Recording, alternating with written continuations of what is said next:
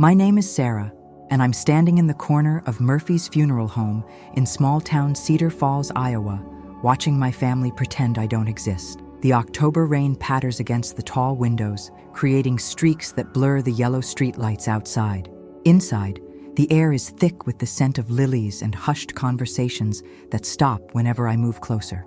Grandpa Joe lies in the mahogany casket at the front of the room, looking more peaceful than I've seen him in years. His weathered hands are folded over his chest, and for a moment, I almost expect him to open those bright blue eyes and wink at me like he used to when I was little. But he won't, not anymore. I adjust my black dress, the only one I own, and smooth down my auburn hair that never seems to cooperate in humid weather. At 28, I feel ancient in this room, full of relatives who've written me off as the family disappointment. My cousin Rebecca, perfectly put together in her designer funeral attire, glances my way and quickly looks elsewhere. Uncle Mark, who used to give me piggyback rides, now can't even make eye contact. The whispers follow me like shadows. Can you believe she had the nerve to show up? After what she did to that poor old man. Some people have no shame. What I did, that's what they all think they know. 3 years ago, when Grandpa started showing signs of dementia, I was the one who moved back to Cedar Falls to take care of him. I was the one who gave up my marketing job in Chicago, my apartment overlooking Lake Michigan, my relationship with David, who couldn't understand why I'd sacrifice my career for an old man who was already gone anyway. I was the one who held Grandpa's hand through the confused nights when he thought I was Grandma Rose, who died 15 years ago. I was the one who made sure he took his medications, who drove him to endless doctor appointments, who cleaned up after him when his dignity slipped away piece by piece. But I was also the one who had to make the hardest decision of my life. Mrs. Patterson, our elderly neighbor, approaches me with careful steps. She's one of the few people in town who still speaks to me. Her gray hair is pulled back in a neat bun, and her kind eyes are red from crying. "Sarah, honey," she whispers, glancing around nervously. "I wanted you to know that Joe talked about you every day, every single day. He was so proud of you." Before I can respond, she's pulled away by her daughter, who shoots me a warning look. Even Mrs. Patterson's family doesn't want her associating with me. The lawyer, Mr. Henderson, arrives just as the viewing is ending. He's a thin man in his 60s with wire-rimmed glasses and a briefcase that's seen better days. He approaches my Uncle Mark, who's been acting as the unofficial family spokesman since Grandpa's death. "Mr. Thompson asked me to read the will immediately following the service tomorrow," Mr. Henderson says quietly. He was very specific about the timing. Uncle Mark nods, his jaw tight. "Of course, we'll gather at the house afterward." Mr. Henderson's eyes find mine across the room. There's something in his expression, not the disgust I've grown accustomed to, but something else. Curiosity, maybe, or pity. As the crowd begins to thin, I make my way to Grandpa's casket for a private moment. The funeral director, a soft-spoken man named Tom Murphy, gives me space. Up close, Grandpa looks smaller than I remember. His face, once so animated when he told stories about his days working at the grain elevator, is now still and pale.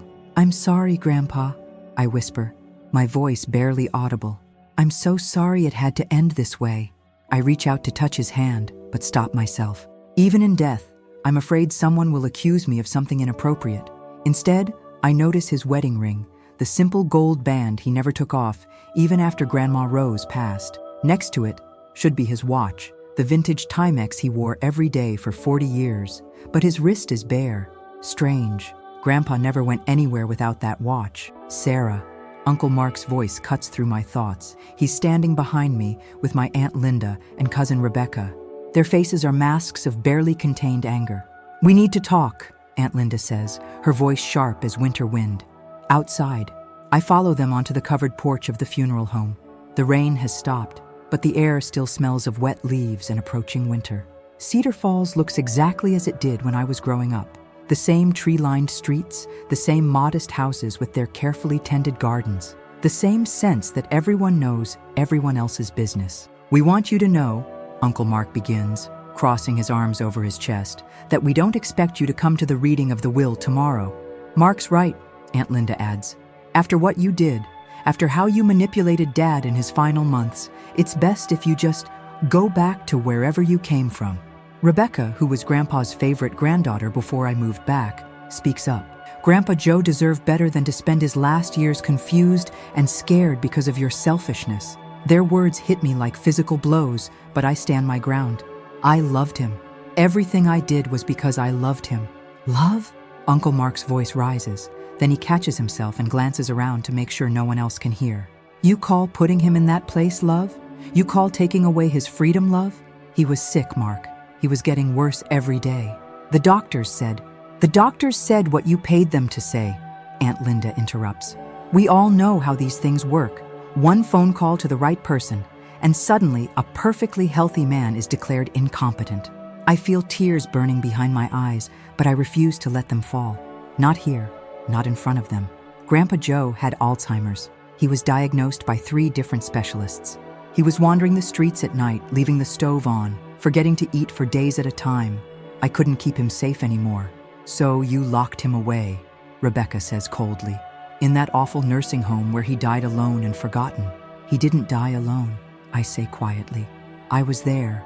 I was holding his hand. The 3 of them exchange glances, and I see something pass between them, a shared knowledge that excludes me completely.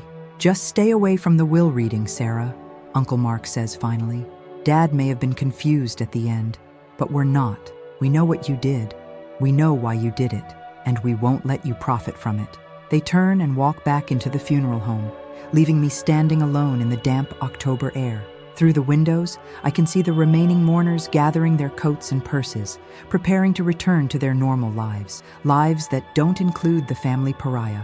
I walk to my car, a 10-year-old Honda Civic that's seen better days, and sit in the driver's seat without starting the engine. The silence is overwhelming. For 3 years, my world revolved around Grandpa Joe's needs, his schedule, his gradual decline. Now he's gone, and I have no idea what comes next. My phone buzzes with a text message. It's from David, my ex-boyfriend in Chicago. Saw the obituary online. I'm sorry for your loss. If you need anything, I delete the message without responding. David made his position clear 3 years ago when I chose Grandpa over our relationship. You can't save someone who's already gone, Sarah, he'd said. You're just destroying your own life in the process. Maybe he was right. Maybe I did destroy my life. I have no job, no savings left after paying for Grandpa's care, no home to return to, and a family that sees me as a villain in their story. But I know something they don't know, something that's been eating at me for weeks. 3 months before he died, during one of his increasingly rare lucid moments, Grandpa Joe grabbed my hand with surprising strength. His blue eyes, usually cloudy with confusion, were suddenly sharp and focused. Sarah, he'd whispered, looking around the nursing home room to make sure we were alone. I need you to promise me something. Anything, Grandpa. When I'm gone, when they read the will, you stay strong, sweetheart. You stay strong, and remember that I know what you sacrificed for me. I know what it cost you. He'd squeezed my hand tighter. And I know what they think of you. But they don't know the whole story, do they? I'd started to cry then, the weight of months of isolation and judgment finally breaking through my defenses. I just wanted to keep you safe. I just wanted to do what was best for you. You did, sweetheart. You did exactly what I would have wanted. And someday, they'll understand that too. Now, sitting in my car outside the funeral home, I wonder what he meant. What don't they know? What whole story? As I finally start the engine and pull onto Main Street, I make a decision. Tomorrow, despite my family's wishes, I will be at the reading of Grandpa Joe's will. Not because I expect to inherit anything. God knows they've made it clear that I don't deserve anything, but because he asked me to stay strong. And because somewhere in the back of my mind, I keep thinking about that missing watch. The drive back to my small apartment takes me past all the familiar landmarks of my childhood. The elementary school where Grandpa used to pick me up when Mom was working late. The park where he taught me to ride a bike, running alongside me until I finally found my balance. The ice cream shop where he'd take me every Friday afternoon, letting me order whatever I wanted while he told stories about the old days. Those memories feel like they belong to someone else now. Someone who didn't have to make impossible choices. Someone whose family still loved her. My apartment is a studio above Peterson's hardware store, the only place in town I could afford on my dwindling savings. It's small and drafty, with windows that rattle in the wind and radiators that clang all night. But it's mine, at least for now. I change out of my funeral dress and into comfortable jeans and a sweater. The apartment feels too quiet, so I turn on the radio. An old country song fills the air, something about lost love and second chances. It makes me think of Grandpa and Grandma Rose, how they used to dance in the kitchen while Sunday dinner cooked in the oven. I make a cup of tea and sit at my small kitchen table, looking out at the alley behind the building. Tomorrow will bring answers, or at least it will bring an end to this chapter of my life. After the will reading, I'll probably leave Cedar Falls for good. There's nothing left for me here except memories and judgment.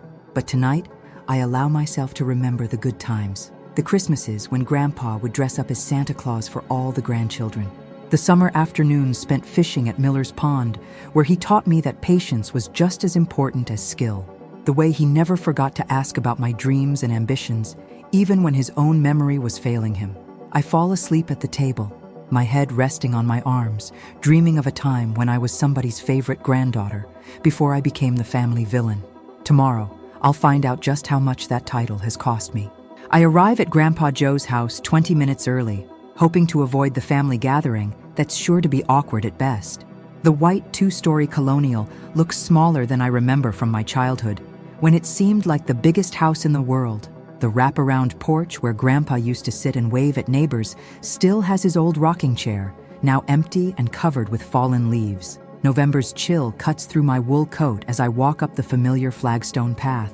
The spare key is still hidden under the fake rock by the front steps. Some things never change in small towns. I let myself in, breathing in the smell of old wood and the lingering scent of Grandpa's pipe tobacco. The house feels hollow without his presence. Everything is exactly as he left it 3 months ago, when he was still living here with the part-time caregiver I'd hired. The family photos on the mantle tell the story of our lives: Christmas mornings, birthday parties, graduations, weddings. I'm in most of the older photos, but I notice that the more recent family gatherings, the ones that happened after I became persona non grata, are notably absent of my face. I settle into Grandpa's old leather armchair, the one he claimed was broken in just right. The springs creak under my weight, and I can almost hear his voice. That chair knows the shape of my back, Sarah girl. Took me 20 years to get it trained properly. Car doors slam outside, followed by voices I recognize. My stomach knots as footsteps approach the front door. Uncle Mark enters first, followed by Aunt Linda, Rebecca, and my other cousins. David, not to be confused with my ex-boyfriend, Michael, and Jennifer. They stop short when they see me sitting in Grandpa's chair. "I thought we made ourselves clear yesterday," Aunt Linda says, her voice cold enough to freeze water. "You made your feelings clear," I reply, standing up. "But this is still Grandpa's house, and Mr. Henderson asked all family members to be present." Uncle Mark checks his watch, a modern digital thing that looks nothing like the vintage Timex Grandpa always wore. Where is Henderson anyway? He should have been here by now. As if summoned by his name, Mr. Henderson's car pulls into the driveway. Through the lace curtains, I watch him gather his briefcase and walk slowly up the path. He looks tired, like a man carrying a burden he'd rather not bear. The lawyer enters without knocking, small-town privilege, and sets his briefcase on Grandpa's dining room table. The same table where we used to play endless games of checkers and where Grandpa taught me to play poker with penny stakes. "Thank you all for coming, Mr. Henderson says, adjusting his wire-rimmed glasses. "I know this is a difficult time, but Joseph was very specific about his wishes regarding the reading of his will." He opens his briefcase and withdraws a thick folder. "Before we begin, I need to mention that Joseph came to see me several times in the months before his death. His instructions were unusual, but legally sound." Uncle Mark leans forward. "What kind of instructions?" "He wanted me to read the will in a specific order, and he wanted me to provide some context for his decisions." Mr. Henderson looks around the room, his gaze lingering on me for a moment longer than the others. "He also asked me to give you all some background about Sarah's role in his final years." "We know all about Sarah's role," Rebecca says sharply. "She manipulated a sick old man and had him committed to make things easier for herself." Mr. Henderson raises his hand. "Please, let me continue."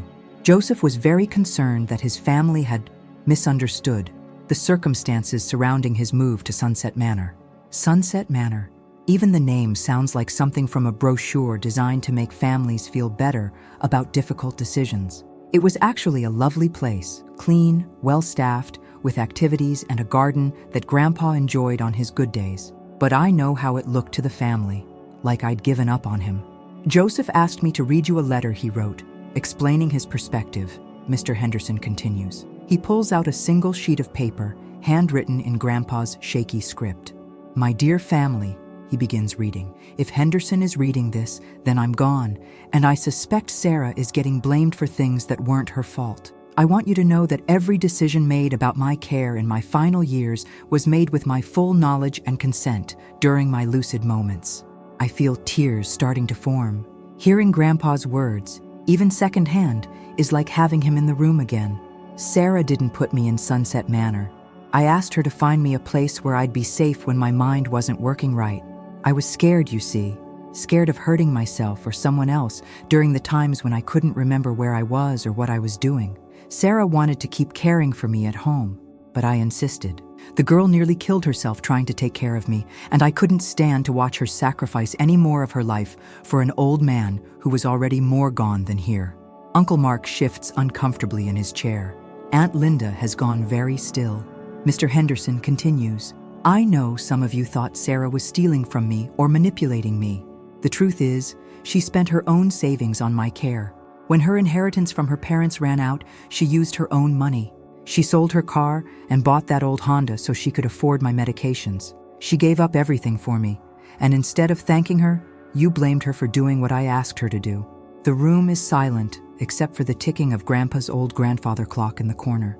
I remember winding that clock every Sunday morning, a ritual he taught me when I was 12. Now, Mr. Henderson says, setting the letter aside, let's proceed with the will itself. Joseph's estate is valued at approximately $340,000, including this house, his savings, and his investment accounts. That's more than I expected. Grandpa always lived modestly, but he'd been careful with money his whole life. To my son Mark, I leave $50,000 and my collection of tools, hoping he'll remember the projects we worked on together in the garage. Uncle Mark nods, looking somewhat mollified. $50,000 is nothing to sneeze at in Cedar Falls. To my daughter Linda, I leave $50,000 and Rose's jewelry collection, with the hope that she'll think of her mother when she wears it. Aunt Linda's hand goes to her throat, where Grandma Rose's pearl necklace used to rest during Sunday dinners. To my grandchildren Rebecca, David, Michael, and Jennifer, I leave $10,000 each for your education or to start your adult lives. The cousins exchange glances. $40,000 divided among them. It's fair, and more than most grandparents can leave. Mr. Henderson pauses, looking directly at me. To my granddaughter Sarah, who sacrificed more than anyone should ever have to sacrifice for love, I leave the remainder of my estate, approximately $190,000, the house, and all remaining personal effects. The silence that follows is deafening. I stare at Mr. Henderson, certain I've misheard. I'm sorry. What? The house is yours, Sarah, along with the bulk of his savings. Uncle Mark stands up so quickly, his chair nearly tips over. That's impossible. He was sick, confused. Sarah must have influenced him somehow. I assure you, Mr. Henderson says calmly. Joseph was evaluated by 2 independent physicians at my request. His mental capacity at the time he made these bequests was deemed sound. He knew exactly what he was doing. This is ridiculous, Rebecca says, her voice shaking with anger. She abandons him in a nursing home and gets rewarded for it? Mr. Henderson reaches into his briefcase again. Actually, there's more.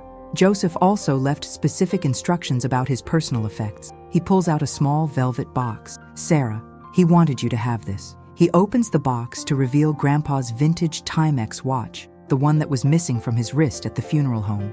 The leather band is worn soft from decades of wear, and the face is scratched from years of honest work. But it's still ticking, keeping perfect time. He had me remove it before the viewing, Mr. Henderson explains. He said it belonged with you, because you were the only one who understood the value of time, how precious it is, and how important it is not to waste it. I take the box with trembling hands. The watch is warm, as if Grandpa has just taken it off. There's a small piece of paper tucked inside the box, folded carefully. I unfold it to find a note in Grandpa's handwriting. Sarah, time is the most valuable thing we can give to someone we love. You gave me 3 years of your time when I needed you most. This watch has kept time for me for 40 years. Now it's yours. to remind you that your time is valuable too. Don't waste any more of it feeling guilty for doing what love required. Love, Grandpa Joe. The room explodes into chaos. Uncle Mark is shouting about undue influence and legal challenges. Aunt Linda is crying, though whether from grief or anger I can't tell. The cousins are arguing among themselves about whether they should contest the will. But all I can focus on is the watch in my hands and the weight of Grandpa's words. 3 years. I gave him 3 years, and he knew exactly what those years cost me. Mr. Henderson raises his voice above the din. There's one more thing. Joseph anticipated that some of you might not accept these bequests gracefully. He asked me to remind you of something. He looks around the room, his expression stern. Sarah was the only one who visited him regularly at Sunset Manor. In his final 6 months, she was there every day. The rest of you came by occasionally, usually to complain about his care or to express your disapproval of Sarah's decisions. The nursing staff told me that Sarah often slept in the chair by his bed when he was having particularly bad nights. Uncle Mark starts to protest, but Mr. Henderson cuts him off. I'm not finished. Joseph also asked me to tell you about the night he died. Sarah had been at the hospital for 18 hours straight. She'd called all of you multiple times, but none of you could make it. Rebecca, you were at your book club. Mark, you had a poker game. Linda, you said you'd come in the morning because you didn't want to drive in the dark. Aunt Linda looks stricken. We didn't know he was that close to... Sarah knew, Mr. Henderson says quietly. She'd been there through every decline, every small death that led to the final one. She held his hand and sang him the songs Rose used to sing, the ones none of you remembered. The fight goes out of the room like air from a punctured balloon. My cousins look ashamed. Uncle Mark and Aunt Linda won't meet my eyes. The will is legally binding, Mr. Henderson continues. You can contest it if you choose, but I should warn you that Joseph documented everything carefully. He kept journals of Sarah's care, receipts for her expenses, and even recorded some of their conversations during his lucid periods. His gratitude for her sacrifice is well documented. I find my voice finally. I don't want to fight with any of you. If you want to contest the will, I understand. But I need you to know that I never expected this. I never wanted anything except to take care of him the way he would have wanted. Rebecca, who's been silent since the reading began, speaks up. The watch. You said it was missing at the funeral home. I nod. I noticed his wrist was bare. I thought it was strange. Mr. Henderson smiles slightly. Joseph gave it to me 2 weeks before he died. He said he wanted to make sure it ended up with the right person, not in a pocket of some funeral director who might not understand its significance. I strap the watch onto my wrist. It's too big, but the weight of it feels right somehow, like an anchor to something solid and real. There's something else, I say, looking around at my family. Something I need you to understand. Those last 3 years weren't a sacrifice. They were a gift. Yes, they were hard. Yes, they cost me everything I thought I wanted. But they gave me something too. I stand up, still holding the watch box. They gave me time with someone I loved. Real time. Not just holiday visits or Sunday dinners, but daily life. I got to hear his stories again and again, even when he forgot he'd already told them. I got to see him smile when he recognized me, even if it was only for a few minutes. I got to hold his hand when he was scared and confused. Tears are streaming down my face now, but I don't care. You all think I lost 3 years of my life, but I think I found something I didn't even know I was looking for. I found out what it really means to love someone without expecting anything in return. The room is quiet again, but it's a different kind of quiet, thoughtful, rather than hostile. Uncle Mark clears his throat. Sarah, I owe you an apology. We all do. We were so focused on what we thought you were taking from him that we didn't see what you were giving. Aunt Linda wipes her eyes with a tissue. He talked about you constantly at Sunset Manor. Every time we visited, it was Sarah this and Sarah that. We thought he was just confused, fixated on you, because you were there the most. Maybe he was fixated on me, I say softly, but not because he was confused, because I was the one who stayed. Jennifer, the youngest cousin, speaks up for the first time. What will you do now? With the house and everything? I look around Grandpa's living room, at the photos and memories and furniture that holds 40 years of history. I honestly don't know. I haven't thought beyond today. Mr. Henderson packs up his briefcase. You don't have to decide anything right away, Sarah. The house is yours now. Take time to figure out what feels right. After he leaves, the family lingers awkwardly. We haven't been in the same room without hostility for 3 years. It feels strange and fragile, like we're all learning how to be around each other again. Rebecca approaches me hesitantly. Sarah, I want to show you something. She pulls out her phone and scrolls to a photo. This was taken at Sunset Manor about a month before Grandpa died.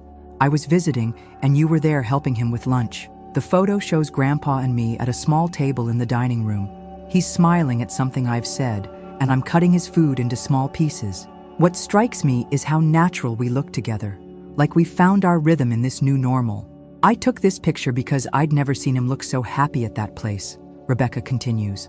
But I was angry at you, so I didn't say anything. I should have thanked you instead of resenting you. Uncle Mark comes over to look at the photo. He does look happy, content even. He was, I say. Once he adjusted to the routine at Sunset Manor.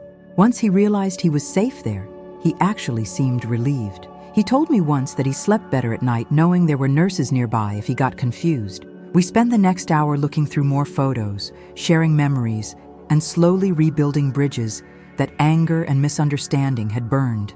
It's not a complete reconciliation. That will take time. But it's a start. As the sun sets and the family prepares to leave, Aunt Linda pulls me aside. Your grandmother's jewelry collection, the one he left me. There are some pieces in there that Rose always said should go to you. Her engagement ring specifically. She wanted you to have it someday. I'm touched by the gesture, but I shake my head. Keep it, Aunt Linda. Give it to Rebecca, or save it for Jennifer. I have what I need. I touch the watch on my wrist. It's still ticking steadily, marking time that suddenly feels full of possibility instead of loss. After everyone leaves, I sit alone in Grandpa's house, my house now, listening to the familiar sounds of the old buildings settling for the night. The grandfather clock chimes 8 times, and I realize I should probably eat something. But first, I want to explore a little, to see the house through new eyes. In Grandpa's bedroom, I find his journal on the nightstand. Mr. Henderson mentioned that he'd kept records, but I hadn't expected something so personal. The entries are sporadic and sometimes confused, but his love for me shines through every page. Sarah came by today. She brought soup and stayed to eat with me. I forgot her name for a while, but I never forgot that she loves me. Having a bad day, Sarah found me trying to make breakfast at 2 a.m. She didn't scold me, just made us both some tea and sat with me until I felt better. Told Sarah I'm scared of losing myself completely. She said I could never lose the part that loves and is loved. Smart girl, that one. The entries continue right up until the week before he died. Sarah looks tired. I worry I'm asking too much of her, but she's the only one who sees me as I am, not as I was or as I might become. That's a rare gift. I close the journal and hold it against my chest. Outside, Cedar Falls is settling into evening routines. Porch lights coming on, families gathering for dinner, children being called in from play. It's the same rhythm that's played out in this town for generations. For the first time in 3 years, I feel like I'm part of that rhythm again. Not as the family outcast or the granddaughter who made hard choices, but as someone with a place in the world, someone who belongs somewhere. The watch ticks quietly on my wrist, counting moments that suddenly feel precious again. It's been 2 weeks since the will reading, and I'm finally starting to believe that Grandpa's house is really mine. I've been staying here every night, sleeping in my old room upstairs, the one with the slanted ceiling and the window that overlooks Mrs. Patterson's garden. Some mornings, I wake up expecting to hear Grandpa moving around downstairs, starting his coffee and turning on the morning news. The silence still catches me off guard. I'm in the kitchen, sorting through years of accumulated papers and receipts that Grandpa kept in a shoebox marked important stuff when someone knocks on the front door. Through the lace curtains, I can see Mrs. Patterson standing on the porch with a covered dish in her hands. "Sarah, honey," she says when I open the door, "I brought you some of my famous apple crisp. Figured you might not be cooking much for yourself yet." I invite her in, grateful for the company. At 82, Mrs. Patterson moves carefully, but with purpose. She's lived next door for as long as I can remember, and she was one of Grandpa's closest friends in his final years. "House feels different with you in it," she says, settling into a kitchen chair. "Lighter somehow. Joe would be pleased." I pour us both coffee and cut generous portions of the apple crisp. It tastes like childhood, cinnamon and butter, and all the comfort food memories that make a house feel like home. Mrs. Patterson, I ask, what did people really think about me moving Grandpa to Sunset Manor? I mean, before the will reading. She's quiet for a moment, stirring her coffee thoughtfully. Honestly, most people didn't know what to think. Some listened to your family's version of events. Others saw how exhausted you were getting, how much weight you'd lost, trying to care for him alone. She reaches across the table and pats my hand. But the people who mattered, the ones who really knew Joe, we saw how much you loved each other. We saw you at the grocery store, helping him remember what he needed. We saw you at the pharmacy, picking up his medications. We saw you holding his arm when his balance got bad, pretending it was just a nice walk together. I felt so isolated, I admit, like the whole town was judging me. Small towns are funny places, Mrs. Patterson says with a sad smile. People form opinions quickly, and they hold on to them longer than they should. But they also have good hearts once they understand the truth. As if to prove her point, there's another knock at the door. This time, it's Tom Murphy, the funeral director, along with a woman I don't recognize. Sarah, Tom says, I hope you don't mind us stopping by. This is Helen Rodriguez. She's a reporter for the Cedar Falls Gazette. My stomach drops. The last thing I need is more public attention. Helen is younger than I expected, maybe early 30s, with kind eyes and a professional demeanor. Ms. Thompson, I'm working on a story about caregiving in small communities. Tom told me about your situation with your grandfather, and I was hoping we could talk. I don't think that's a good idea, I say quickly. My family has been through enough. But Mrs. Patterson surprises me. Actually, honey, I think you should consider it. There are a lot of families in this town dealing with similar situations. Your story might help them. We all move to the living room, where Helen pulls out a small digital recorder. I want to be clear, she says. This isn't about exposing family drama or passing judgment. I'm interested in the challenges adult children face when caring for aging parents, especially in rural communities where resources are limited. Something in her tone makes me trust her. Maybe it's because she doesn't seem to have an agenda beyond telling an honest story. When did you first realize your grandfather needed more care than you could provide at home? She asks. I tell her about the night I found Grandpa wandering downtown in his pajamas at 2 a.m., confused and scared. About the morning he left the stove on and nearly started a fire. About the gradual realization that keeping him at home wasn't keeping him safe. It was putting both of us at risk. The hardest part, I explain, wasn't making the decision to move him to Sunset Manor. It was dealing with people's assumptions about why I made that decision. Helen nods encouragingly. What kinds of assumptions? That I was being selfish, that I was abandoning him, that I was after his money or trying to get rid of a burden. The words come easier than I expected. Nobody wanted to acknowledge that sometimes love means making choices that look cruel from the outside, but are actually the most caring thing you can do. Tom speaks up. I see a lot of families struggle with these decisions. The guilt is overwhelming, especially when other family members don't support the choice. Exactly, I say. And in a small town, everyone has an opinion. I'd go to the grocery store and feel people staring, whispering. I knew what they were thinking.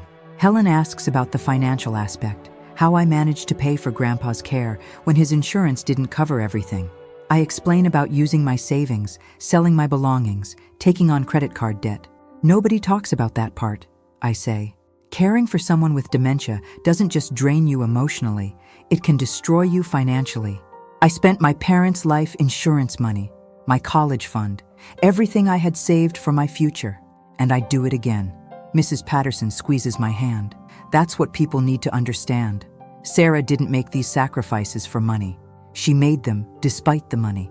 After Helen and Tom leave, Mrs. Patterson helps me finish sorting through Grandpa's papers. We find old love letters he wrote to Grandma Rose during their courtship, his military discharge papers from Korea, and decades of tax returns that tell the story of a working man's careful budgeting.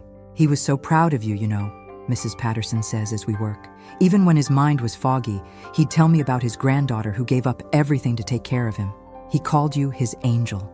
That evening, alone in the house, I decide to tackle Grandpa's bedroom. I've been avoiding it, but it needs to be done. In his closet, I find his work clothes still hanging neatly, the flannel shirts and sturdy pants he wore to the grain elevator for 30 years. His Sunday suit, worn to church and special occasions, still smells faintly of his cologne. In the drawer of his nightstand, I discover something unexpected. A stack of letters addressed to me, written in his shaky handwriting but never sent.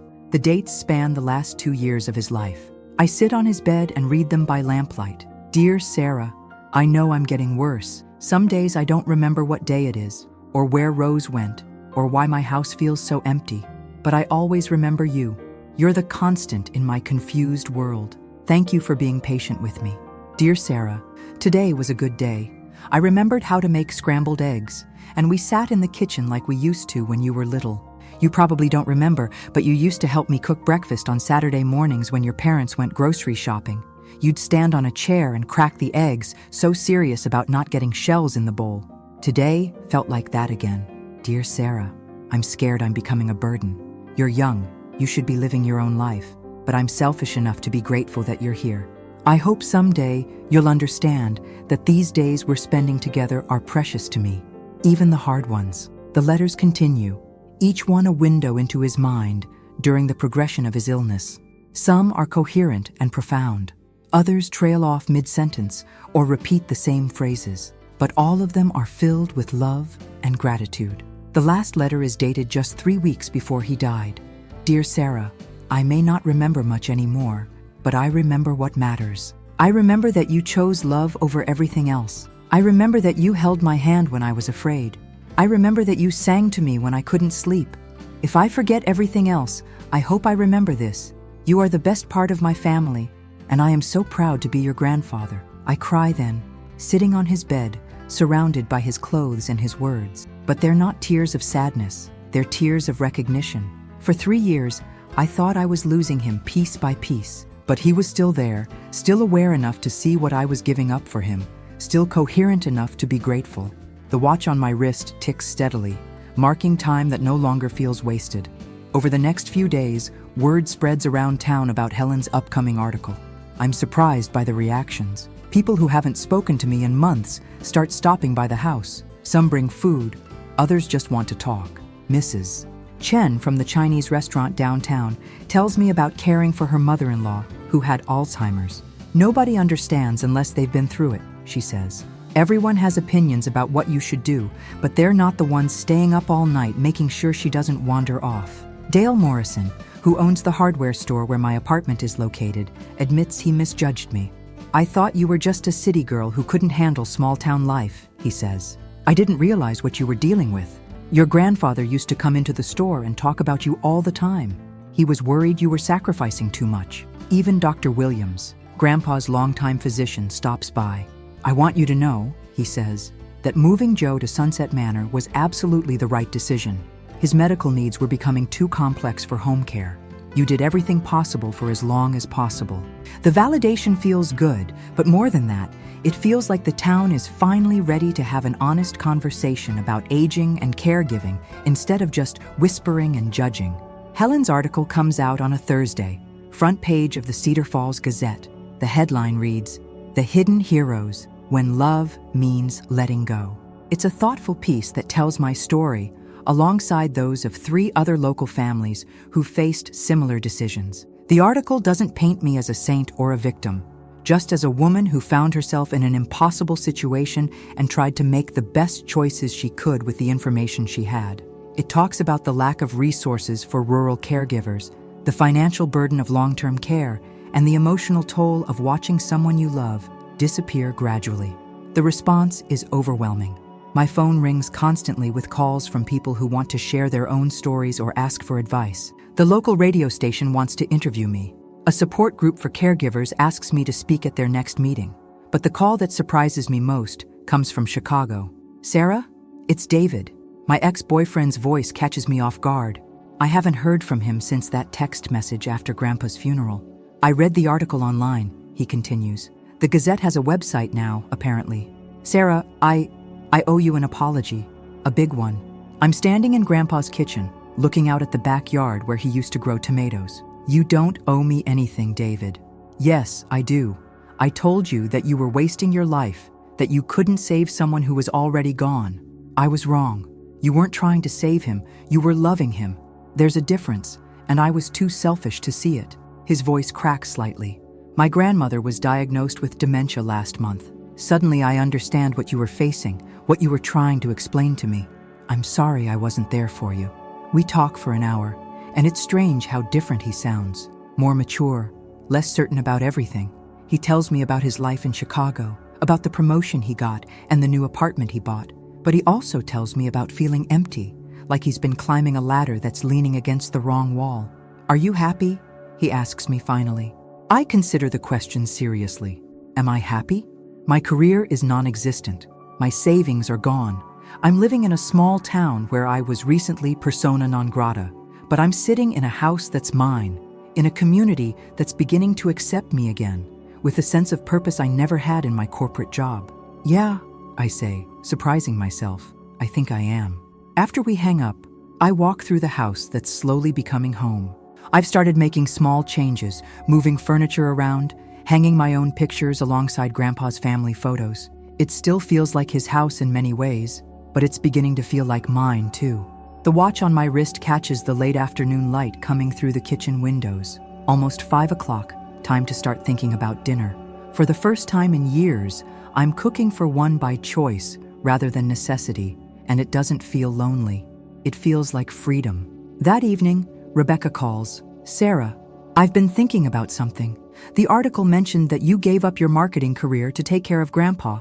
What if you started your own business here in Cedar Falls?" "Doing what?" "Marketing, but for local businesses. Half the shops downtown don't even have websites. The restaurant owners have no idea how to use social media. You could help them reach customers, grow their businesses." It's not something I'd considered, but as she talks, I can see the possibilities. Cedar Falls is slowly trying to revitalize its downtown, attract tourists, compete with the bigger towns nearby. They could use someone with my skills. "Think about it," Rebecca continues. "You understand this community now in a way you never did before.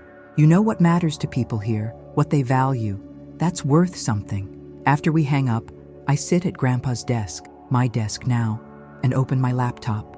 I haven't used it for anything productive in months, but suddenly I'm energized. I start researching local businesses, looking at their online presence, thinking about how I could help them tell their stories better.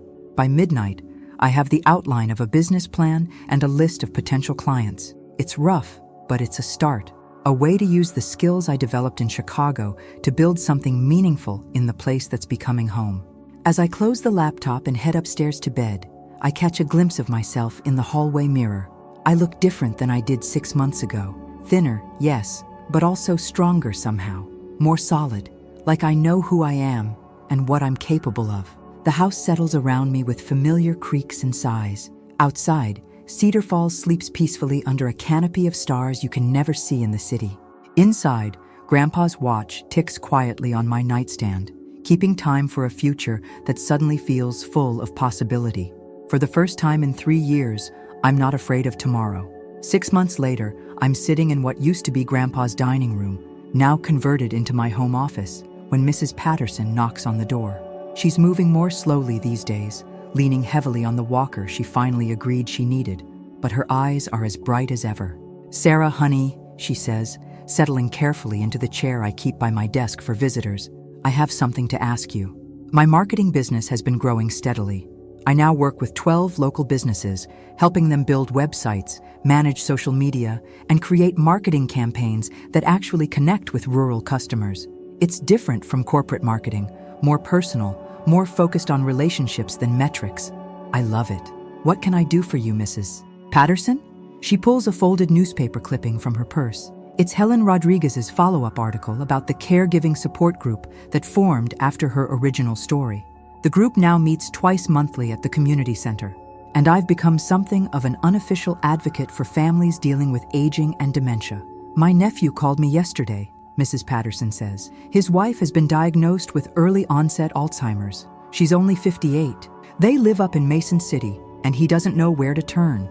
Mason City is about an hour north of Cedar Falls, close enough that I could help, far enough away that it would be a stretch for my little business. He's heard about the work you've been doing here, about the support group, and how you help families understand their options. He's wondering if you'd be willing to drive up there and talk to them."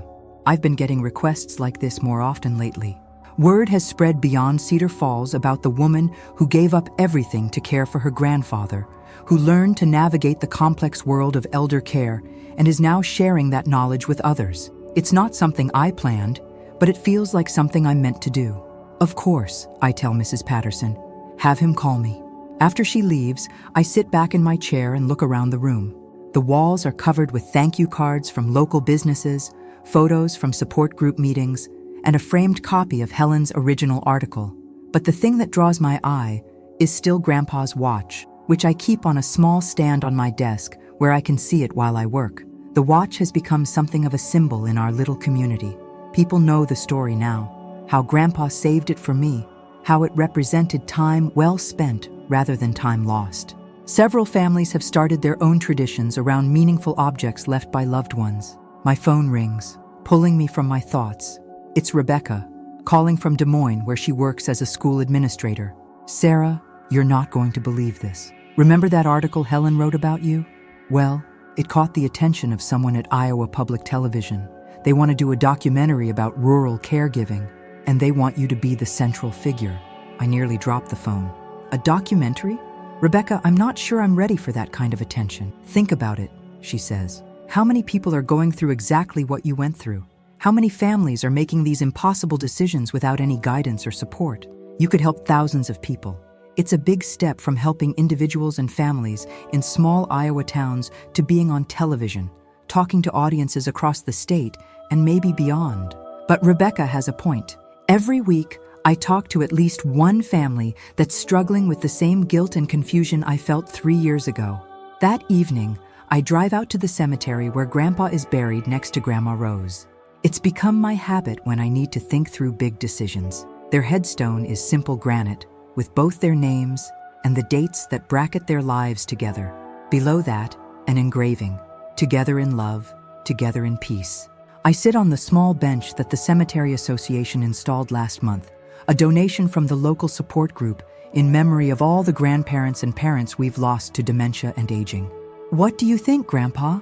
I ask aloud, not caring if anyone hears me talking to a headstone. Should I do this documentary thing? The wind rustles through the oak trees that shade this section of the cemetery. Grandpa always said that oak trees were like good people. They grew slowly but lasted forever, providing shelter and strength for generations. I think about the letter he left me, the one Mr. Henderson read at the will reading. You stay strong, sweetheart. You stay strong, and remember that I know what you sacrificed for me. Maybe it's time to stop thinking about those 3 years as a sacrifice and start thinking about them as preparation, not for loss, but for purpose. My phone buzzes with a text from David, my ex-boyfriend, not my cousin. We've been talking regularly since that first call after the article came out. He's been helping his grandmother navigate her own dementia diagnosis, and sometimes he calls just to talk through the frustration and sadness. How did your meeting go today? His text reads. He's referring to a consultation I had with a family whose father has been wandering at night. Good. Help them understand the difference between safety and independence, I text back. You're becoming quite the expert on impossible choices. I'm becoming an expert on love, I reply, and realize it's true. The next morning, I call the documentary producer, a woman named Maria Santos, who sounds warm and professional over the phone. We're not looking to make this sensational or overly emotional, she explains. We want to tell an honest story about what it means to care for aging family members in rural America, where resources are limited and families often have to figure things out on their own. She wants to follow me for several months, filming as I work with families, lead support group meetings, and go about my daily life in Cedar Falls. The documentary would air as part of a series about unsung heroes in small communities. I need some time to think about it, I tell her. But even as I say it, I know what my answer will be. 3 years ago, I felt completely alone in an impossible situation. If this documentary can help even one family feel less alone, then it's worth any discomfort I might feel about being on camera.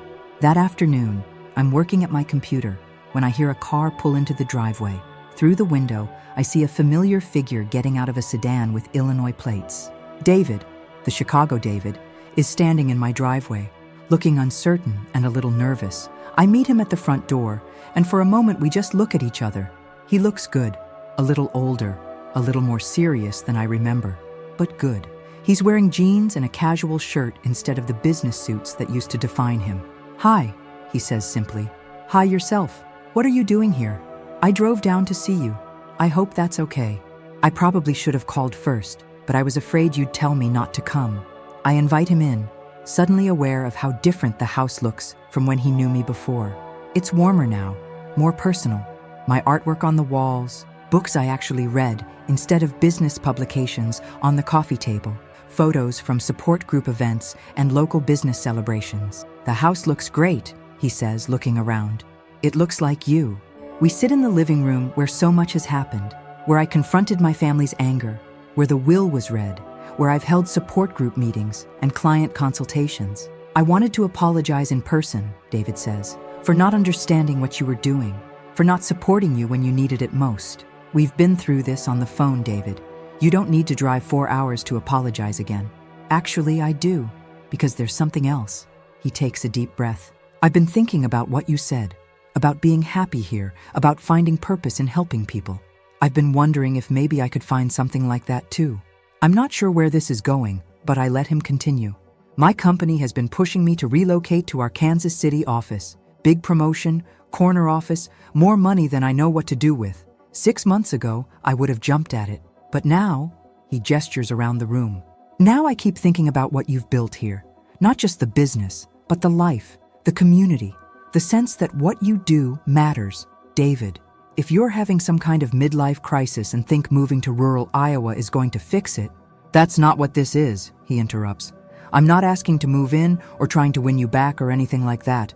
I know too much has happened for us to just pick up where we left off. But I am asking if you think there might be room for someone like me in a place like this. It's a question I wasn't expecting, and I need time to process it.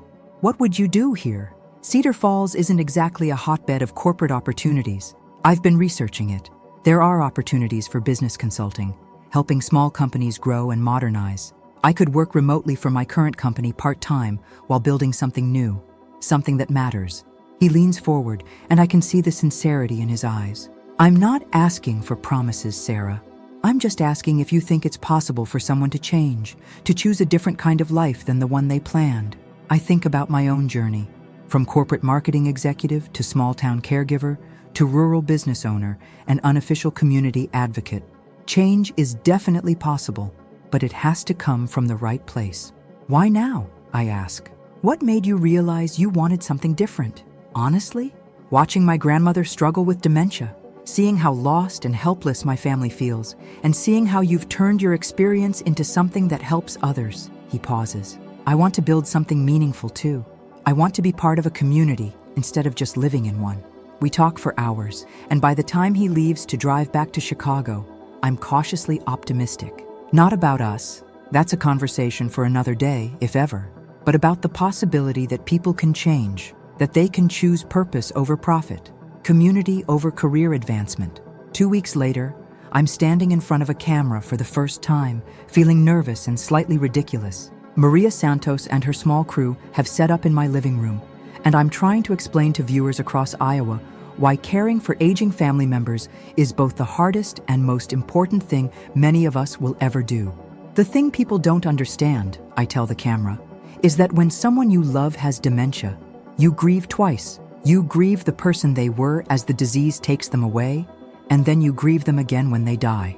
But in between those two losses, there can be moments of grace, times when they're still fully present, when you connect in ways that are deeper than words. The filming continues over several months, following me as I work with families, lead support group meetings, and navigate the ongoing challenge of building a life and career in a small town. Maria is skilled at staying invisible while capturing intimate moments. A daughter crying as she realizes her mother can no longer live alone. A husband learning to see his wife's nursing home as a place of care rather than abandonment. The documentary, titled Time Well Spent, airs on a Thursday evening in late spring. I watch it with Mrs. Patterson, Rebecca and her family, and several members of the support group gathered in my living room. It's strange seeing myself on television, hearing my own words about loss and love, and the complexity of caring for someone whose mind is slipping away. But the response is overwhelming. My phone starts ringing before the credits finish rolling. Families from across Iowa and neighboring states want help navigating their own impossible decisions. Social workers want to schedule training sessions. Other documentaries want to interview me. One call particularly moves me. It's from a woman named Jennifer in Nebraska whose mother has Alzheimer's. She's been caring for her alone for 2 years, and her siblings think she should just put Mom in a home so she can get back to her normal life. I watched your documentary, Jennifer says, crying. And for the first time in 2 years, I didn't feel like a terrible person for wanting to keep Mom at home as long as possible, but also not feeling like a terrible person for knowing that someday soon, I won't be able to. You're not terrible, I tell her. You're human, and you're trying to balance love with reality, which is the hardest thing anyone can do. As summer arrives, my business continues to grow, but it's evolving beyond just marketing. I'm now working as a consultant for families dealing with aging and caregiving issues, helping them understand their options and navigate the complex systems of healthcare, insurance, and elder care services. David calls regularly, and true to his word, he's been exploring opportunities to relocate to Iowa. He's found a position with a business development nonprofit that helps rural communities attract and retain young professionals. It would mean a pay cut and a complete lifestyle change, but he seems genuinely excited about it. I drove through Cedar Falls last weekend, he tells me during one of our conversations. It's a nice town. I can see why you've stayed. Are you sure this isn't just some romantic notion about small-town life? I ask. Because rural Iowa isn't all corn festivals and friendly neighbors. It can be isolating, especially for someone used to city life. I know it won't be easy, he admits, but neither was caring for your grandfather, and you found a way to make that meaningful. Maybe I can find a way to make this meaningful too.